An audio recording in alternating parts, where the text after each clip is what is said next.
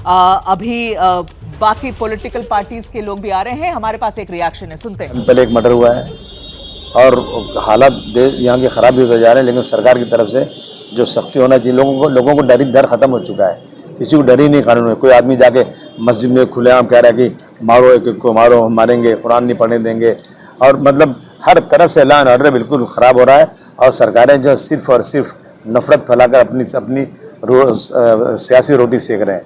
मैं समझता हूँ बाबा सिद्दीकी के ऊपर गोली चलना एक बहुत ही सीरियस मैटर है। वो कोई क्रिमिनल आदमी नहीं, वो एक नेता। हम आज बचपन से हम लोग देखते हैं बाबा सिद्दीकी पॉलिटिक्स में थे, और उन पर गोली चलना, मैं समझता हूँ कि बहुत सीरियस, सरकार को इसको नोट लेना चाहिए और इस तरह की चीज़ों पर कड़े कदम उठना चाहिए। आप जाइए, आप अरब कंट्रीज़ में जाइए, कितनी दुश्मनी होती है, लेकिन किसी की हिम्मत है क्या गोली मारने की? मालूम है कि वहाँ पे कानून इतना सख्त है कि मतलब 6 महीने में फैसला होता है और फांसी की सज़ा हो जाती है। यहाँ तो 20-20 साल, 30 साल मुकदमे चलते हैं, और मर्डर करने वाला भी जेल से बाहर निकलता है, धमकाता है, गवाह लोगों को तोड़ देता है और सजा ही नहीं होती है। उद्धव शिवसेना से member of parliament Priyanka Chaturvedi हमारे साथ फोन कॉल पर जुड़ी हुई हैं। प्रियंका जी, आप एबीपी पर हैं, आपकी पहली रिएक्शन इस पूरे इंसिडेंट पर? जो मैं कहूंगी कि मेरे लिए तो बहुत ही एक दुखद खबर है, आश्चर्यजनक खबर है। मुंबई के बीचों बीच बांद्रा जैसे एरिया में उनको इस तरीके से कॉन्ट्रैक्ट किलिंग के अंतर्गत उनकी हत्या कर दे जाना इज अ इंडिकेटर कि किस तरीके से लॉलेसनेस महाराष्ट्र में फैला हुआ है।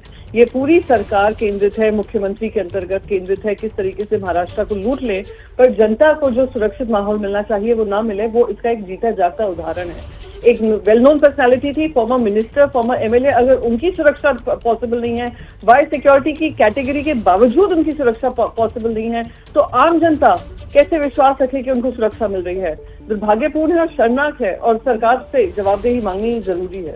जी प्रियंका जी, ऐसा भी है, अभी जो खबर हमारे पास आ रही है, मीडिया से शेयर की जा रही है, उसके हिसाब से 3 शूटर थे, 2 शूटरों को पकड़ लिया गया है। वो कहाँ के हैं? मुख्यमंत्री ने भी ये बयान दिया है, तो उन्हें अपनी गिरफ्त में कर लिया गया है, और ऐसा लग रहा है सरकार को कि ये कॉन्ट्रैक्ट किलिंग है। तो मैडम, मैं एक ही सवाल पूछूंगी आपसे, एक इंसान की जान जाने के बाद हम लोग एक्शन में आए, या जो इंसान को 15 दिन पहले धमकी मिली थी जिसके अंतर्गत उनको वाई सिक्योरिटी कैटेगरी मिली थी, क्या ये एक इंटेलिजेंस फेलियर नहीं है कि उसके बावजूद भी कॉन्ट्रैक्ट किलिंग हुआ है? वो भी मुंबई शहर के बांद्रा जैसे एक एरिया में, जो कि एक बहुत ही व्यस्त एरिया है। साथ ही साथ वहाँ पे जाने माने लोग, मुंबई के वेल नोन बॉलीवुड पर्सनैलिटीज हों या इंडस्ट्रियलिस्ट हों, वहाँ पे रहते हों। क्या दिखाता है? ये दर्शाता है कि ये राज्य सरकार बिल्कुल विफल रही है, हमारी कानून व्यवस्था बिल्कुल चरमरा गई है। एंड इट्स अ शेम कि अगर someone like him who was under security can get killed, तो आम जनता क्या करेगी? वो 80-90 के दशक में जो दहशत था देश मुंबई भर में, कि जनता बाहर निकलने से पहले सोचती थी कि पता नहीं किसका अलग नंबर आएगा, वो वही माहौल फिर से हमें आता हुआ दिख रहा है। किसको जिम्मेदार समझते हैं प्रियंका जी आप आज के इंसिडेंट के लिए? एक ही लोग हैं जो जिम्मेदार हैं। जब सलमान खान के घर के बाहर शूटिंग हुई और उसके बाद अब हम ये दिन दहाड़े हत्या देख रहे हैं, वो सिर्फ और सिर्फ मुख्यमंत्री जिम्मेदार हैं, जिन्होंने महाराष्ट्र को लूटने का धर्म निभाया, पर महाराष्ट्र को एक सुरक्षित माहौल देने के लिए वो नाकामयाब रहे। और हर दिन जो इलेक्शन कमीशन डिले कर रहा है इलेक्शन अनाउंसमेंट में, निर्मल नगर परिसर में ये घटना हुई है। श्री बाबा सिद्दीकी को इस घटना के बाद लीलावती हॉस्पिटल में एडमिट किया गया है।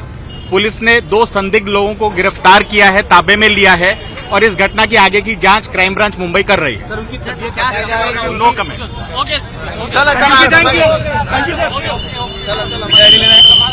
ये सत्यनारायण चौधरी थे, अगर मैं ठीक पहचान रही हूं उन्हें, मुंबई पुलिस के जॉइंट कमिश्नर हैं लॉ एंड ऑर्डर। इनका बयान था। ये अभी ये औपचारिक तरीके से यही जानकारी दे रहे थे, वो मौके पर मौजूद हैं। मुझे लगता है ये लीलावती अस्पताल के बाहर से ये बयान है।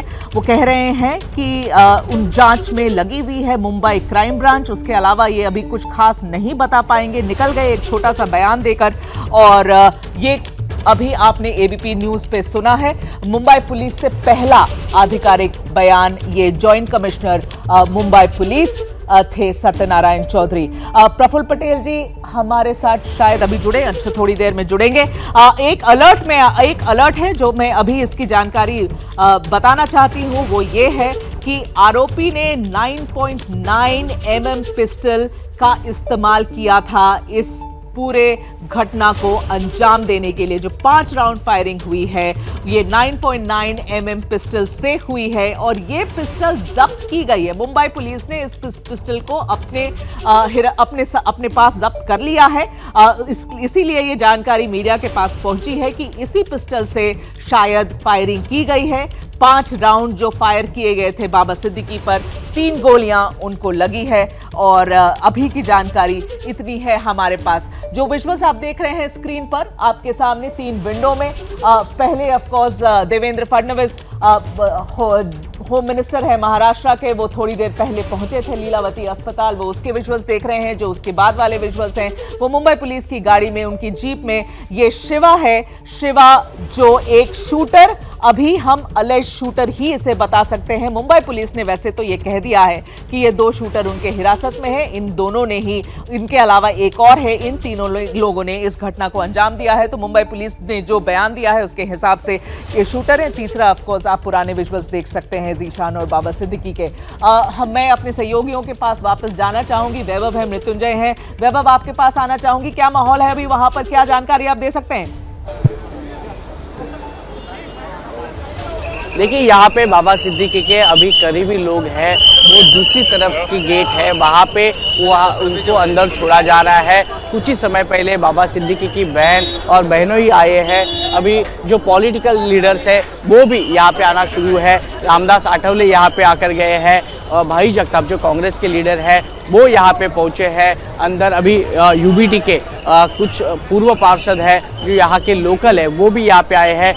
एकनाथ शिंदे के करीबी, सलमान खान के नज़दीकी और बाबा सिद्दीकी के परिवार के नज़दीकी राहुल कनाल फिलहाल अस्पताल के अंदर है। अभी जो जानकारी मिल रही है वो सभी धीरे धीरे यहाँ पे जो पॉलिटिकल लीडर्स है वो आना शुरू हो गया है। परिवार के लोगों को इन्फॉर्म किया जा रहा है। और देखा जाए तो ये लीलावती का पूरा परिसर है, देखिए बांद्रा का ये पूरा परिसर है।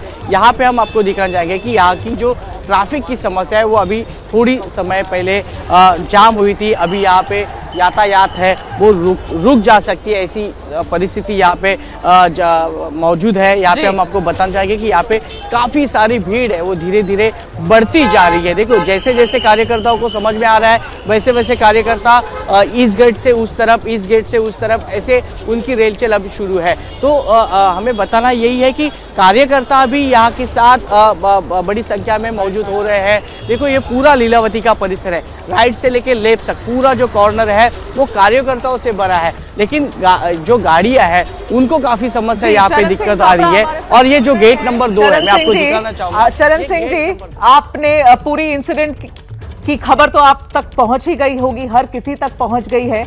आपकी प्रतिक्रिया जानना चाहूंगी। बस बहुत राजनीति ऑलरेडी शुरू हो गई है चरण सिंह जी विपक्ष के द्वारा। देखिए, सर्वप्रथम तो मैं कहना चाहूंगा कि बाबा सिद्दीकी हमारे पुराने कलीग थे जब वो कांग्रेस में थे।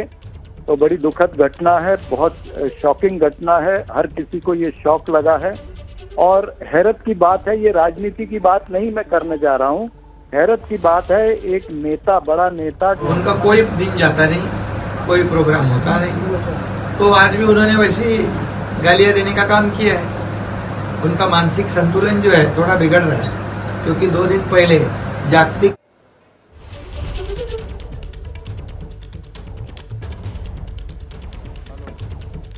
जी, मैं वापस जाना चाहूंगी अपने सहयोगियों के पास। आप एक रिएक्शन मुख्यमंत्री के पास जी मुख्यमंत्री का बयान आ रहा था, हम पूरा बयान आपके लिए लेकर आएंगे थोड़ी समय में। चरण सिंह सापरा अभी भी हमारे साथ बने हुए हैं। सापरा जी, आप कह रहे थे, कंटिन्यू करिए प्लीज। मैं यही कह रहा था कि जब एक बड़ा राजनीतिक नेता जिसके पास वाई कैटेगरी की सुरक्षा हो, उसके करीब आकर के कुछ शूटर गोली मारते हैं जी, 2 पकड़े जाते हैं और 1 या 2 वहां से भाग जाते हैं, तो ये बहुत चिंताजनक बात है। और ये मात्र मुंबई में ही नहीं हो रहा है, ये इससे पहले हमने कल्याण में भी देखा कि बीजेपी के एमएलए संजय गायकवाड़ ने अपने ही शिंदे सेना के एक पूर्व विधायक के ऊपर पुलिस स्टेशन के अंदर गोली चलाई। उसके बाद हमने देखा कि अभिषेक गोसालकर, एक काउंसलर जो फेसबुक लाइव कर रहे थे, फेसबुक लाइव करते करते उस पर गोली चली है जी। और पुणे के अंदर जिस तरह से हम देख रहे हैं कि आए दिन वहां पर गैंग वॉर चल रहा है, यहाँ से गोली चलती है, वहां से गोली चलती है जी। तो कुल मिलाकर के महाराष्ट्र के अंदर ये जो महायुति सरकार है इसमें पुलिस का इकबाल खत्म हो चुका है, सरकारी यंत्रणा का इकबाल खत्म हो चुका है। मुख्यमंत्री और गृह मंत्री को इस पर उत्तर देना चाहिए। क्या मुंबई के अंदर फिर से अंडरवर्ल्ड उभर रहा है? क्या फिर से सुपारी किलिंग शुरू हो रही है? क्या फिर से गन कल्चर आ रहा है? तो ये बहुत सीरियस बातें हैं। मुंबई आर्थिक राजधानी है।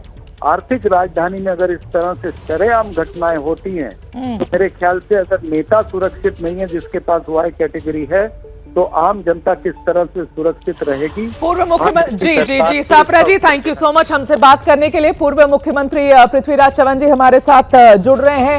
Sir, thank you so much for speaking to us. आप एबीपी पर हैं सर, और मैं आपसे पहले आपकी प्रतिक्रिया जानना चाहूंगी सर। ये बड़ी घटना हुई है मुंबई के अंदर आज।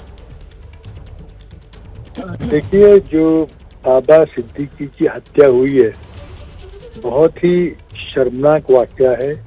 एक पॉलिटिकल इंसान को, पॉलिटिकल व्यक्ति का असैसिनेशन हुआ है और खबर ये आ रही कि 15 दिन पहले उनको जान से मार देने की धमकियां आई थी। उसके बाद उनकी सुरक्षा व्यवस्था में बढ़ोतरी की गई थी, लेकिन फिर भी जो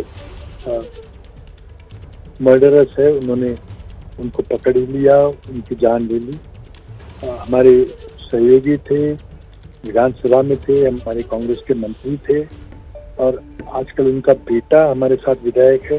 कुछ दिन पहले उन्होंने कांग्रेस पार्टी को छोड़ा था और एनसीपी अजीत पवार ग्रुप में शामिल हुए थे। सवाल ये है कि क्या ये कोई अंडरवर्ल्ड किलिंग है, क्या ये कोई पॉलिटिकल असैसिनेशन है, क्या कोई इंटरनेशनल गैंग जो एक्टर सलमान खान के पीछे पड़ा हुआ था उसका कोई इसके साथ संबंध है? देखिए, राज्य में कानून व्यवस्था की स्थिति बहुत बदतर हो चुकी है। कुछ ही दिन पहले हमने एनकाउंटर मर्डर होते हुए देखा। एनकाउंटर किलिंग, इस तरह के गैंगलैंड मर्डर तो 90 के दशक के हादसे थे। पुलिस ने उस पर पूरी तरह से काबू कर लिया था, लेकिन 90 के दशक की बातें आजकल 2020 के दशक में 2020 के शतक में फिर से हो रही है। बहुत ही शर्मनाक बात है। मैं समझता हूं कि मुख्यमंत्री और गृह मंत्री को जिम्मेदारी पूरी तरह से लेनी चाहिए। उनको सत्ता में बने रहने का कोई अधिकार नहीं है। जी सर, आप पूर्व मुख्यमंत्री रहे हैं महाराष्ट्र के। आपके समय पर बाबा सिद्दीकी कांग्रेस के पार्ट थे, रिसेंटली ही निकले हैं। कितनी बड़ी क्षति आप इसे देखते हैं सर? देखिए, कोई भी साथी जब दल छोड़ के जाता है तो क्षति तो होती है, कम ज्यादा होती है, उस पर आकलन हो सकता है, उसके नतीजे कुछ अलग आ सकते हैं। लेकिन वो हमारे सहयोगी थे, कांग्रेस पार्टी के मंत्री थे, बड़े खुशमिजाज थे। उनकी जो स्टार पार्टीज थी बहुत मशहूर थी। हमेशा वो बांद्रा के पंच सितारा होटल में वो अपनी स्टार पार्टीज करते थे। पूरे सभी दलों के राजनेता उसमें निमंत्रित होते थे। फिल्म वर्ल्ड के कई हस्तियां उसमें आती थी। बहुत हंसी मजाक के वातावरण में इफ्तार की दावतें होती थी। तो बहुत उसकी याद प्यार हमें आज भी है। लेकिन खुशमिजाज इंसान होते हुए बिल्कुल स्पष्ट अपने मत रखने वाला व्यक्ति आज हमारे बीच नहीं रहा है। मैं उसके बेटे जिशन सिद्दीकी के प्रति अपनी संवेदना प्रकट करता हूँ और मांग करता हूँ जिम्मेदारी की। कौन जिम्मेदार है? सरकार के मुख्यमंत्री जिम्मेदार है, मंत्री जिम्मेदार या पुलिस के प्रमुख जिम्मेदार है? पुलिस तो उसकी जिम्मेदारी स्वीकार करें। जी बिल्कुल।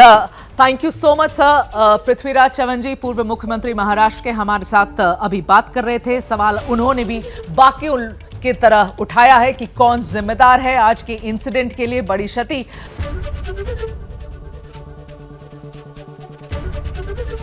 एबीपी गंगा, खबर आपकी, जुबान आपकी।